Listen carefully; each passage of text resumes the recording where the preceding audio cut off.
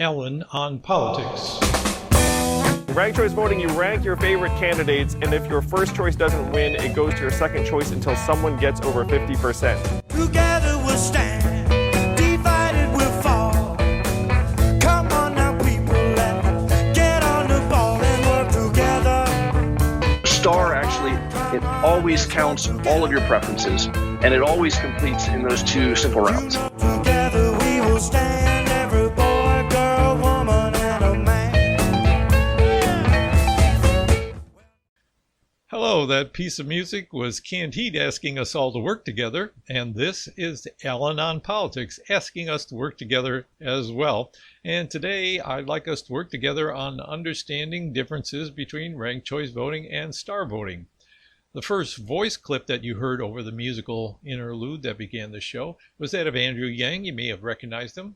Andrew has been in the news again this week, this time promoting his new book and a new political party in which he's arguing that ranked choice voting can help solve a lot of our political problems. The second voice you heard was a lesser known person. That's Mark Frohnmayer, who's better known here in Oregon as a leading proponent of star voting. On this show, I'm going to compare the two systems and tell you why I think star voting is preferable to ranked choice voting. I did cover these topics in an earlier episode, but in that episode, I talked about 6 different voting methods, and I think I bit off more than I could chew because I wasn't too satisfied with the outcome. I felt rushed, and I didn't get into it as clearly as I hoped to. Today, I'm going to devote it just to these 2 systems of voting to do that in a hopefully more clear form. My background in this is that I started actively advocating for ranked choice voting in 2004, using whatever opportunities I could to promote it over the next 10 years or so, and hadn't heard of star voting during most of that time for the simple reason that it did not exist yet. It was invented here in Eugene, Oregon in 2014, and Mark Frohnmayer started promoting it shortly after that. In 2016, I was working on a ballot initiative for one of Oregon's counties to bring ranked choice voting to the county elections, and also running for Oregon Secretary of State on the Green Party ballot line and using my campaign to promote ranked choice voting. So because I was in public talking a lot about ranked choice voting, I kept encountering people that were saying to me, you need to talk to Mark Frohnmayer, you need to talk to Mark Frohnmayer. So I did. Turns out we live in the same city and not too distant from each other. We got together. He explained what at that time was going under a different name, but the concept was that of star voting. And I thought about it a little, but I was busy, so it wasn't until after the campaign in late 2016 that we got to discuss this in more detail. And there was an online conversation involving me, Mark, and several other people interested in ranked choice voting and star voting, arguing and discussing and considering whether the star voting innovation is clearly superior to ranked choice voting. And I came out on the side of star voting eventually, and have been promoting that since then for the most part. Occasionally I've had my doubts like recently, but usually those doubts turn out not to be very well founded.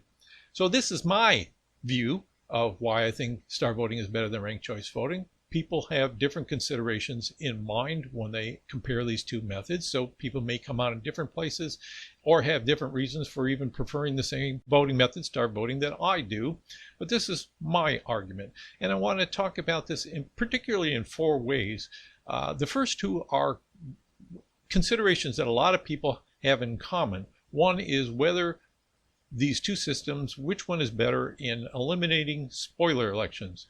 And spoiler alert here, I think they both would do that. The typical spoiler scenario would be eliminated by both of these forms of voting. The second one people are concerned about is whether or how much each of these 2 systems could boost the opportunities for third-party candidates to do better and maybe even put an end to the 2-party dominance of our political system. Well, my assessment of this is that both of them will help third parties and independent candidates do better than they do under our current system, but neither of them will end the 2-party dominance of our system without a lot of further changes. And in terms of helping third parties and independent candidates, I think star will actually be a little better than ranked choice voting. Other people would say it'd be a lot better, but in my view, it's at least a little better, certainly better anyway. Finally, This last segment of the show, I want to talk about two considerations that people don't ordinarily think about when they think about this, except for a few voting geeks like me and the other people that I tend to talk to. One is the administration of elections. This wasn't originally a very important consideration in my mind until I started meeting people who were county clerks having to run elections and voting machine vendors who had to program machines to count the ballots. And they were raising problems with ranked choice voting that I think are pretty significant. Star voting fixes those problems and would be a lot easier to conduct the election, to explain to voters the outcome, and to audit the election results, which have become very important considerations in the last few years because of all the arguments about whether the last presidential election was fairly handled and people wanting to audit the results and all that. So I think in this case, star voting is significantly better, and it's important that it is. Finally, some people don't often think about, at least very deeply, is what is your idea of representative democracy? What should it be, and how do each of these voting methods do in terms of those considerations? Here I'll present a theory of representative democracy that makes sense to me, and I again come out in favor of star voting as being clearly superior to ranked choice voting. So that's a preview. Before I get into those arguments, though, first of all, I want to say a little bit about two arguments that are commonly raised against star voting specifically that I don't think I want to spend a lot of time on today, but just give you a kind of an idea of where I come from in terms of those arguments. One is that star voting has not been tried before in a real public election to elect the final candidate, which is true. But here, I don't think this is a very important argument because this is not like inventing a time machine where we have completely new principles that the machinery is based on. We have well over 100 years of assessing various voting methods and determining why they don't turn out the results that we hope they might, seeing ways they can fail and how people feel about them. So we know an awful lot about how elections work and how voting methods work, and we can apply those principles to assessing star voting. Of course, it'd help if we actually had elections using stars so we could see how they really do turn out, but I think we know enough to make very educated guesses about how it will function in practice. The second argument is that star voting is vulnerable to strategic voting, and I don't think that's true.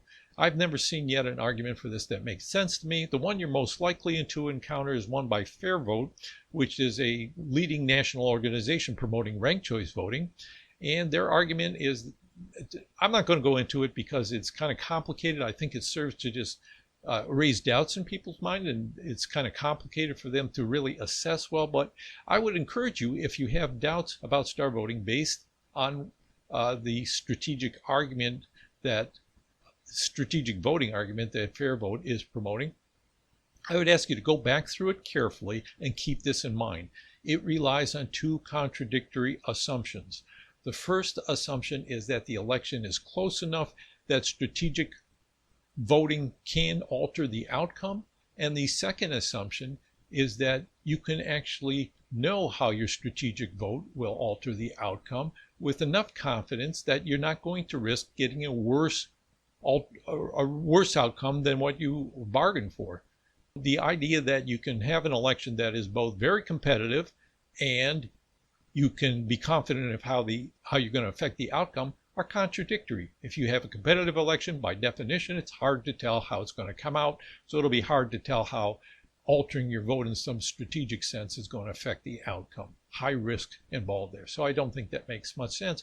But I'm not going to spend a lot of time on that. Instead, I just want to move forward to these other arguments that I think are, well, they're bigger considerations for me at least. And I'd like to hear about what you have to say about them. So as always, you can leave your comments. Best place is on the Alan on Politics YouTube channel or the Alan on Politics Facebook page, where I'm most likely to see them and to respond to them. All right, let's go forward then.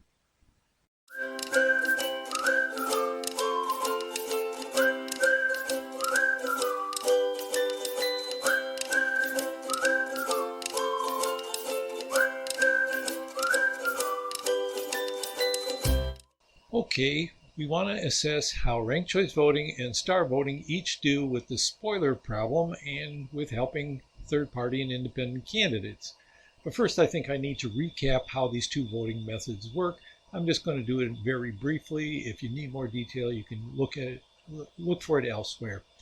So the obvious difference is that in ranked choice voting, you rank the candidates. This candidate is my first choice, this candidate is my second choice, and so on. Whereas in star voting, you give scores to the candidates on a scale from 0 to 5. You give 5 to candidates that you would most prefer to see win, and 0 to candidates that you'd least prefer to win, and can give scores in between 0 and 5 to the other candidates relative to your top and bottom choices. But the big difference really is in the counting process. In ranked choice voting, it's important that only the top rankings on each ballot count in each round of counting. That is, in the first round of counting, you count only the first choice votes. If a candidate gets the most of those votes, that is more than half, they win. But if no candidate gets a majority of votes, then the candidate with the fewest first choice votes is eliminated, and each of the ballots that had that candidate as their top choice now goes to the next candidate down on that ballot. Again, you have another round of counting, only of the candidates who are at the top of each ballot, discounting the eliminated candidate. And if somebody gets a majority, they win. If no one gets a majority, there's another round. So in each round of counting, until there's a majority winner, only the top choice on each ballot counts, and the rest of the choices don't count. In star voting, it's very different. In the first round of counting, all the scores count. That is, for each candidate, their scores on all the ballots are added together, and the two candidates who get the highest cumulative scores go to the automatic runoff against each other. And here, the scores only indicate which candidate you prefer over the other. So it's a majority vote in the second round. But the important thing here is that in the first round, all the scores count. All right, so the typical spoiler election that we're familiar with is one in which you have two major party candidates in a very close election. Neither of them gets a majority of the votes, but one of them wins. That's because you only need the most votes in our current system of voting to win. But there is another candidate from a third party maybe who doesn't have a chance to win, but got enough votes that if those votes had gone to one of the major party candidates, the losing major party candidate in particular, the outcome would have been different. That's something that I think we're all familiar with, and it's bad for a number of reasons. For one thing, you can have people win with less than a majority. Number two, it suppresses the interest in and the votes for third party and independent candidates. Number three, it induces people to vote for candidates they really don't like that much. It's the lesser evil problem. You can vote for a candidate you like who has little chance of winning, or you can vote for a major party candidate in hopes that the one you slightly prefer over the other is going to win. So a lot of problems with spoiler elections. We're all familiar with it. The good news is they'll both ranked choice voting and star voting get rid of the spoiler problem. Now, there are cases that are similar to the familiar spoiler scenario where star voting advocates argue that this could also be called a spoiler election. I don't want to get hung up on the semantics of it, but the important thing is that it's similar to the familiar case in that if you vote for your true first choice in ranked choice voting, you could end up getting your worst possible outcome, whereas if you had given your second choice top ranking, you would have gotten that second choice as the outcome. This is due to the way that the rankings count. The second preferences, third preferences don't count. Only the top preferences count, and that what causes this kind of outcome. In star voting, this possibility is all but eliminated. That is, in some kind of extreme hypothetical case, it might happen, but it's unlikely to happen.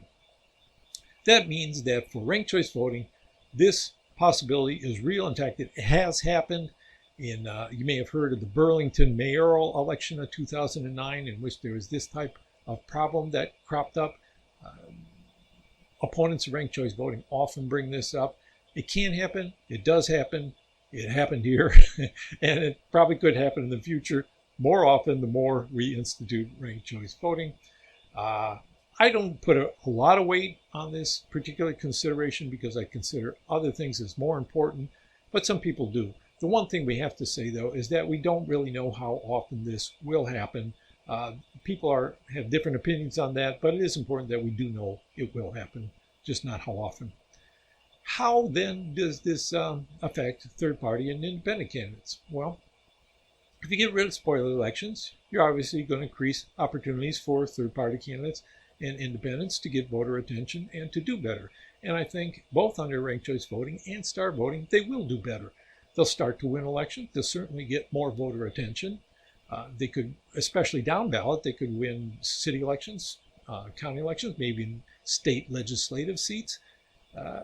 But I don't think you're going to do away with the two-party system like this without further changes. And that's for a few reasons, but I'll mention three in particular. One is that the major parties, even if you change the voting system, they still have a lot of institutional advantages. For example, they have access to big money. They have organizations in all 50 states with volunteers who are experienced in helping campaigns. And they have voter familiarity. So they have a lot of institutional advantage that they'll maintain even though you change the voting system. And that means if they keep winning, third parties are going to have trouble making the case that they are competitive.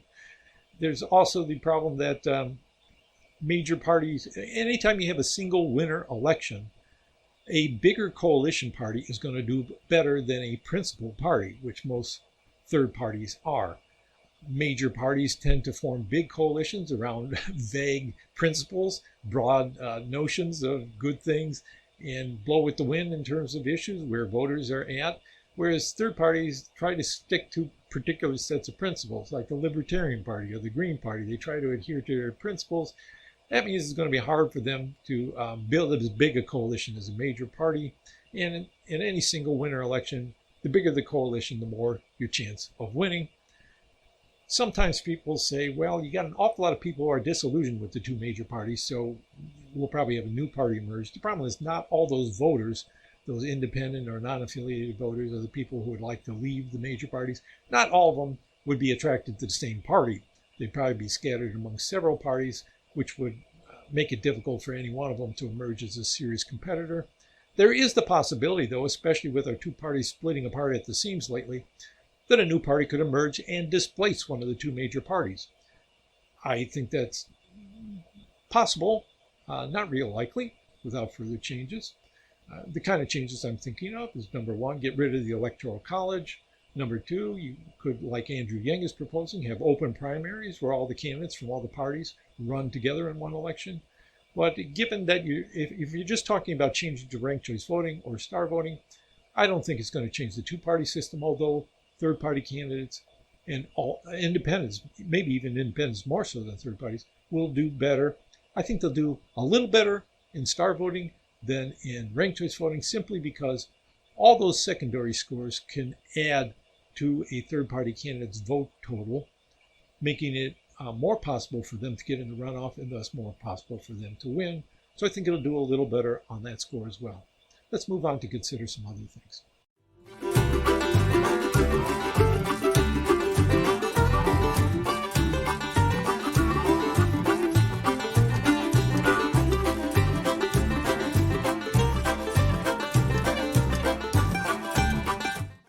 In that last segment, I presented my view that both ranked choice voting and star voting would eliminate the familiar spoiler scenario in which a marginal candidate is accused of being the spoiler, and that by doing so, they would each give a boost to third-party and independent candidates in the sense that they would get more voter attention, be able to show better results in the final outcome, and maybe even win more offices than they do now. In fact, I'm pretty sure they would win more offices than they do now, but I don't think either of them would overthrow the two-party system without further changes to our election processes. I also said that star voting outperforms ranked choice voting in a couple of ways. The first is the so-called spoiler scenario, in which under ranked choice voting, by actually ranking your first choice first, it might work against you. Well, that won't happen under star voting. We don't know how often it happens under ranked choice voting, but it does happen, and it's not a good thing. So star voting is better in that sense, and also I think star voting would do a little better at helping third-party and independent candidates, just from the sense that the lower scores that candidates get also help them, whereas in ranked choice voting, when those candidates get lower rankings, those rankings rankings aren't necessarily going to count toward the final outcome. So in this segment, what I want to do is talk about two ways that I think are important and not always considered, but that clearly STAR outperforms ranked choice voting, at least in my view. The first one is election administration. And by that, I mean the counting of votes, the presenting of the results of an election to the voters, and auditing when that becomes necessary. Now, we've seen in recent years how much auditing elections has become a key concern for many people, and we don't want to have an election system that becomes so complicated to understand that voters are going to feel even more that it had been rigged in some way. Here, STAR voting, the formula for counting votes is much simpler than that of ranked choice voting. In ranked choice voting, often there's a winner in the first round of counting, but in setting up voting machines or any kind of hand counting method, you have to take into consideration there might be multiple rounds of counting. And in each of those rounds of counting, you have to be able to go back and identify particular ballots with the eliminated candidate for the next round, and then tell where each of those ballots is supposed to go to the other candidates. You may have to do that over and over, so the formula for counting becomes very complex, and programming the computerized tabulators to do that is going to take quite a bit of effort, and hard to find the bugs in it, I would think, compared to STAR voting. So with STAR voting, it's pretty simple. It's a simple code from what I understand anyway. It should be, and computers can be programmed fairly easily to do that. And when you present the results, there's just two rounds of counting to look at. You say in the first round what are the scores the candidates got, and in the second round the two top scorers, which one did better than the other one when they're compared head to head. Pretty simple to understand, pretty simple to present, pretty simple to count, and when you audit, that kind of simplicity is also important. Whereas in a ranked choice voting with multiple rounds of counting, when you present the results, I've hardly ever seen a multiple round ranked choice voting presentation in which it was easy to follow what actually happened. You have to pay some attention, understand the counting procedure pretty well in order to follow it. So it's not of intuitive clarity to the average voter. So in this respect, I think STAR voting is superior to ranked choice voting. Now the other one, this topic I could go into quite a bit, and maybe I'll do an entire show on it, but it's representative democracy. Why do we have elections in the first place? Now, it's obviously, I hope it's obvious anyway, that it's not because we think people are all wise and real well informed. No, it's because we want people to be able to protect themselves from tyrannical government, and we want people to, because they're subject to the laws that the government passes, they should have some say in who gets to pass those laws. But because, just reflecting people's views is not adequate unless people have a way to, what the founders called, refine and enlarge their views by discussion with each other and confrontation with other points of view. Otherwise, you're simply represented a divided public where people each have their own partisan views and they're not talking to each other, and it's reflected in the government. The government becomes gridlocked. It becomes a case of, well, either side is trying to get a majority just to ram their views down the throat of the other. Escalation of that kind of conflict, both in the public and in the government, and eventually you have attempts to rig elections in your favor, and then violence is the ultimate result of that.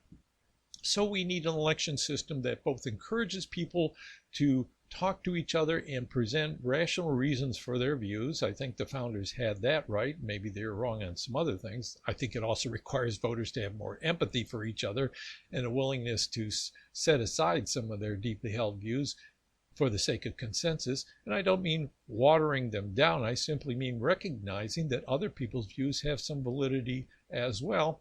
And now I'm losing my thread here. What I'm trying to say is that STAR voting is better than ranked choice voting in this sense. Both of them encourage people to look across partisan bounds, but ranked choice voting maintains the sense that your first choice is all important. That is, which candidate or which party you most closely affiliate with is the one you want to give the highest ranking to, and that's what all that counts when it comes to each round of counting. Whereas in star voting, because all the scores you give for all the candidates are part of the result, that means that anytime you see some validity in someone else's view and you give them a score, that's going to make some difference. It counts not only the strength of attachment to particular parties or views or candidates, but the breadth of interest that people have in candidates. That is, a candidate that can appeal to a lot of different people for different reasons has a better chance of succeeding under star voting than in ranked choice voting, where the candidate who gets the most first choice votes has the best chance of surviving the election. So, not sure how clear that was, but I think what we mean by representative democracy and what we're aiming at is important to think about in a little more depth, and maybe I'll go into it more in a future show, because I find even in this show I feel a little rushed trying to present all these points and not always as clear as I'd like to be. So that, I hope it was better than the previous show about it. Anyway, so again, I welcome your comments and your requests for clarification or what you have to say about any of this, so we can continue a dialogue or have a dialogue. Best place to do that is on the Alan on Politics YouTube channel, on the Alan on Politics Facebook page, although if you present your views on other Facebook pages where my videos are shared, I might see it, might be able to respond to it, but not guaranteed. Okay, that's it for this week. I hope you have a good week, and look forward to better times ahead. Even if we can't see exactly how that's going to happen, that's all we can do is hope for the best, right? And work for it too. Let's work together. You know, together we will stand, every boy, girl, woman, and a man. Oh, you know what I'm talking about now.